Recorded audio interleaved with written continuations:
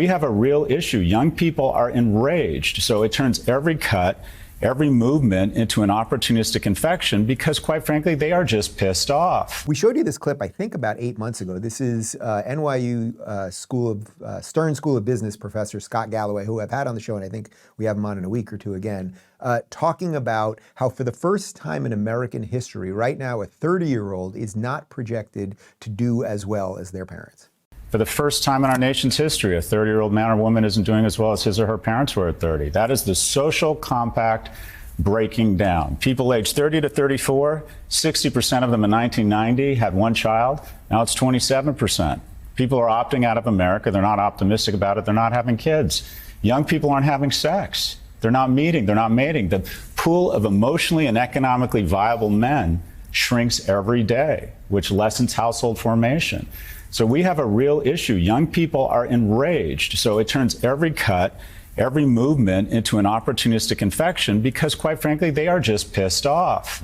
They look up, they see wealth, exceptional wealth across my generation and people in certain industries, and they are really struggling. Their purchasing power is going down, and the incumbents create artificial scarcity on campus. We take pride in rejecting 90% of our applicants, so the incumbents who already have a degree see their degree go up in value. We get very concerned with housing and traffic once we own the housing. Housing permits are sequestered from young people. Housing prices have gone from $290 to $420 in the last 4 years. So a young person, a house, stocks that I don't own skyrocket in value. Let's have COVID relief and flush the markets and take assets way up, because if 1 million people dying would be bad, it would be tragic if I got less wealthy. And we're doing it on their credit card. Young people have every reason to be enraged, and every issue they see, they look up, they get angry, and they see someone doing better than them. And then every day it is speedballed in their face that they are failing, that they are not doing as well as everyone around them. We have lost the script. Our kids are more anxious, they're more depressed, they're more obese, they're more addicted, and we have made a purposeful decision to let this happen by ensuring the people around this table stay wealthy at the cost of young people. You've got to love a real American success story, and Brooklyn Bedding is exactly that. The company started with one man in Arizona building mattresses by hand, and today they're making some of the best mattresses in the country. When you sleep on a Brooklyn Bedding mattress, you can feel the difference right away. It's supportive, cool, and unbelievably comfortable. No more waking up sore, tossing and turning all night. Every mattress is handcrafted in the U.S. with premium materials, and you can even choose your ideal firmness level for a perfect fit. If you're ready to finally upgrade your sleep, visit brooklynbedding.com and use promo code Rubin for 30% off site-wide. That's brooklynbedding.com, promo code Rubin, because better sleep starts with a better mattress. Okay, all right, so Galloway lays out a lot there, and I'm going to show you another clip of him in just a second, but he points out something that I think if you put aside, let's put aside Trump, let's put aside Mamdani, Democrats, Republicans, all that stuff. If what he laid out there is correct, that for the moment, as it stands right now, in this particular moment, that if you are 30 years old, there is every reason to believe it will be worse for you. You will, in essence, have less.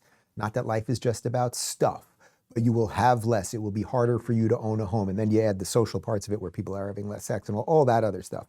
But if you think it's going to be tougher for you for the first time in America than it was for your parents, right? And I just want everyone for just a moment, you guys in this room can do it, and everyone watching this can do it. I want you to try to think about your parents for just a second, and if you have it better or worse, now think about your grandparents.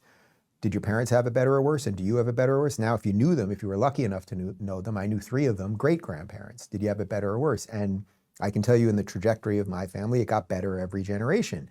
Now, if my son at 30 felt, wow, it's going to be worse for me than it was for dad, well, then something about that social contract would have broken down. So to whatever extent the government has a role in that, then it is showing. It doesn't matter if it's a Republican in power or a Democrat in power. If young people feel that, I can't get a house, I'm working harder and getting less, again, to whatever extent it's true, that is a huge problem. And then that will lead a whole bunch of them who have also been educated with the wrong ideas to think that socialism will give you stuff, will freeze rent, will give you free buses, go get your once-a-week groceries at the government-run grocery store. They might turn to all of the wrong solutions.